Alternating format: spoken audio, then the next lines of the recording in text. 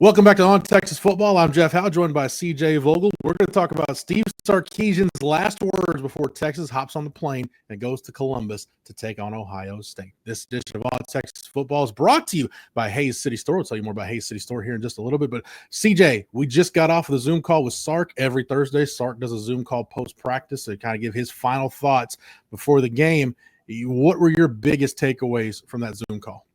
I think Sark feels good. We mentioned that earlier in the week. There was some confidence on Monday when he met in person with local media. Today, no different. And I think that's due to a strong week of practice. I put up the notes yesterday on ontexasfootball.com, Jeff, that Arch Manning's having himself a really solid week of practice, whether it be diagnosing pre-snap looks by the scout defense, whether it just be throwing the ball where it needs to go, or just his accuracy and command of the offense. Right now, it appears that the offense is going to be up to the task of playing on the road against Ohio State. Of course, all of this comes with loud crowd noises being pumped into practice as well. So confidence is the big thing for me. What we've heard about Steve Sarkisian this past week as well. Sounds like they'll be headed to Columbus with a lot of it. Yeah, CJ, let's go ahead and get to that right now. Sark was asked about the confidence this team has coming off of the loss to Ohio State in the Cotton Bowl, going through winter conditioning, spring practice, summer conditioning, and we know how tough camp is. Are they ready for this opportunity? And I thought Sark gave a great response that really kind of encapsulates, I think, the call today and where this team is mentally going to Columbus.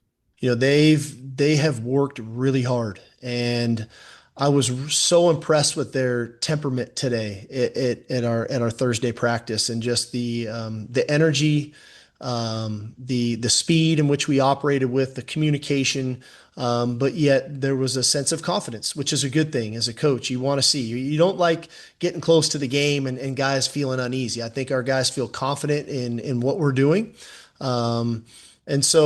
But that was my point. We've worked so hard to get to this point. I told them, I love this opportunity for us. I love it for them. I love it for our coaching staff. A lot of people put a lot of time and effort into it, but it's not just about this game. I think it's this journey we're about to go on for the season. That we put a lot of work to build this roster. We put a lot of work into to develop the leadership. We've put a lot of work into putting people in the right spots to have some success and to build up the depth that we have. And now, like I said, it all has to unfold for the season. But we've earned this, and we've earned this opportunity, and so I love it for them that they get this opportunity to go play the first game of the season on this stage. Now let's go perform. CJ, there's a lot to unpack there, but Sark talking about getting the sense of confidence, this team telling the team after practice that, hey, you've earned this opportunity to be the number one ranked team in the country and to go play this game at Ohio State. Sark opened the Zoom call, opened his availability, saying, hey, this is why you come to Texas. We heard Bobby Carpenter say that when he was with us on Coffee and Football earlier this week, saying, hey, whichever side you're on, knowing games like this are scheduled, this is why you go to that place. Yeah. CJ, it just sounds like a very focused team. You can call it confident, whatever. It just seems like what the team is feeling right now is what kind of the vibe Sark gave off. I would just say laser focused right now. Yeah, I would agree. And we've heard Sark talk about that before for these big non-conference preseason games. You come to Texas for these games, right? To go to Ann Arbor, to go to Tuscaloosa, right? To go on the road to play the defending national champions, Ohio State, in their house while they're unveiling their championship banner. You go to Texas for these games. What we haven't heard, Jeff, is you've earned that right. And I think, again, that stems from a very solid fall camp and a very, very solid week of work building up to this game in Columbus. Again, I think that this practice week has been superb for the Longhorns, especially on the offensive side of the ball, because we expect defense to travel, especially with the experience on that side, with the star power on that side of the ball. We didn't hear a lot from Sark regarding the defense, but there shouldn't be any surprise when they get on that plane, arrive in Columbus, and land and go straight back to business. That's just who they are and how they've been working behind the scenes.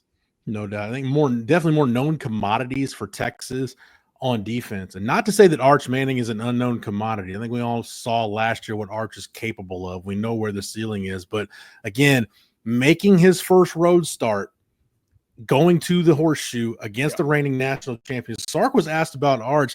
Essentially, what is he looking for? What does he want to see from Arch before the game? And there's quite a bit telling in this answer by Sark.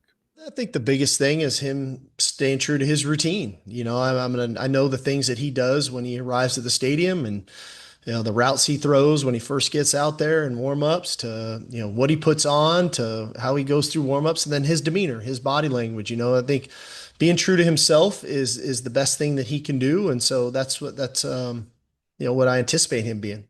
CJ, right there with Arch, what Sark is talking about, being true to himself, that's been one of my themes for Arch all offseason. Like, however he's going to lead, as long as it's authentic, it's going to work. And I'm not saying he's Vince Young as a leader, because VY is maybe the best leader at that position I've ever seen at Texas, but Arch kind of straddles that line sometimes between confidence and cockiness, and there's a bit of a swagger to him. And I think guys respect that. They feel it because it's authentic. Arch Manning just has to be himself. I don't think he has to do anything over the top. If he's just himself, I think he's going to be fine.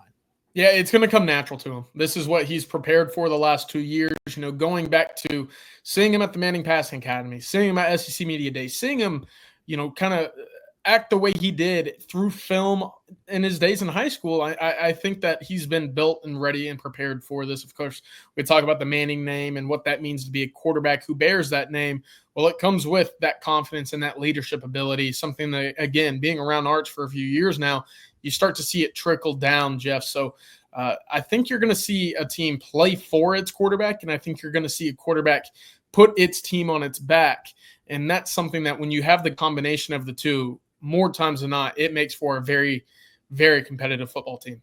CJ, between Arch's mobility and we know Trevor Gooseby has the finger issue, pass protection to me is one of the things that I've got circled, highlighted, marked, what have you, going into this game, especially going back and looking at the numbers from the Cotton Bowl. Havoc rate is one of the statistics I look at on defense. That means your sacks, your tackles for loss, forced fumbles, interceptions, passes deflected. The Ohio State defense in that bowl game, CJ, had almost a 28% havoc rate, which means you're closing in on almost a third of your offensive snaps where the defense is making a splash play. I think Sark, I kind of want to see him take advantage of Arch's legs, maybe roll some protection, get Arch on the move. That'll help out the offensive line a little bit. And we talked a lot about the offensive line this week, but I know you wanted to talk about Cole Hudson, because I thought some of the stuff Sark said in his response about Cole Hudson, it shows a guy that had his opportunity as a freshman, has had to kind of hang back in the shadows. We know he's played a lot, but this is an opportunity where Cole Hudson can kind of reclaim his spot, replant his flag in the ground as far as being one of the cornerstones of this offensive line. Yeah, absolutely. I think it's a great opportunity for Cole. Again, a guy that's been as true to the program as anybody has been over the last 3 or 4 years, to wait his turn in a sense while still getting sporadic play time. Now it's his time to walk into the center position and make it his. After 57 career games from Jake Majors, there's an unknown of what Texas is going to get at the center spot. But Sarkisian spoke very highly of Cole Hudson, called him a blue-collar guy who busts his ass every single day in practice. And knowing Cole from his days at Frisco High, that's exactly who he is, and there's a nastiness to him that I think Texas fans saw at times at guard. But now that you see him at center, that ability to play both cerebrally, but with that nastiness is going to be key. And I'm really excited to see how that communication on that offensive line starts to take form as the season continues. They're going to be tested week 1 on the road at Columbus or against Ohio State. But look, you don't yet know for sure who that left guard is going to be, whether it's Connor Stroh, whether it's Nato Olumiozulu. We didn't hear from Sark today, but Cole Hudson, being the leader that he is, to be able to work hand in hand with DJ Campbell on his right, and whoever that guy is on his left is going to be very important to call out what type of blitz and stunts are coming ahead, and also diagnose where some potential threats are pre-snap with Arch Manning as well. It's going to be imperative. CJ, real quick, as much as we talked about the offensive line this week, Cole Hudson, that's a good place to talk later in the week as we get closer to the game, because no matter what the combinations are, no matter what happens at left tackle, this is a game where your veteran center and your veteran right guard, this is where you need them to play like true seniors. They've been in the battles. They've been through this.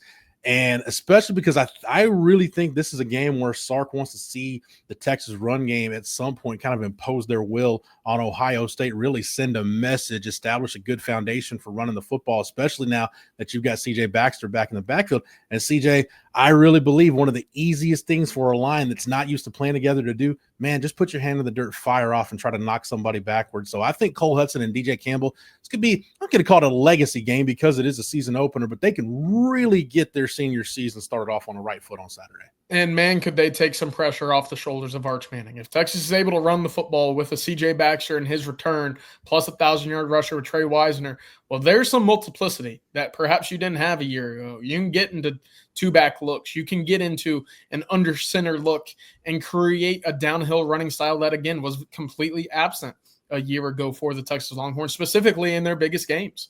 So to get that running game going, get it early, and ride behind those fourth-year guys on that offensive line, DJ Campbell, Cole Hudson. We'll see again if NATO is in that starting five. But to rely on that experience of those two is going to be very valuable, and that's something that Texas must have some success in if they want to leave Columbus with that victory, Jeff. All right, I want to thank our sponsor for this edition of On Texas Football. That's Hays City Store, one of my favorite spots in the greater Austin area. There are very few restaurants that once you go to them, you immediately know, man, that place is just special. And Hays City Store is one of those places. It's a scratch-made Texas comfort food is what they serve. They've got their famous truck stop enchiladas, their award-winning chicken fried steak, homemade desserts. It's all delicious, all from scratch. There's also live music 6 nights a week and 50 beer taps, ice cold long necks, and tasty margaritas. They've got 11 TVs alone in their ice house. It's perfect for game days.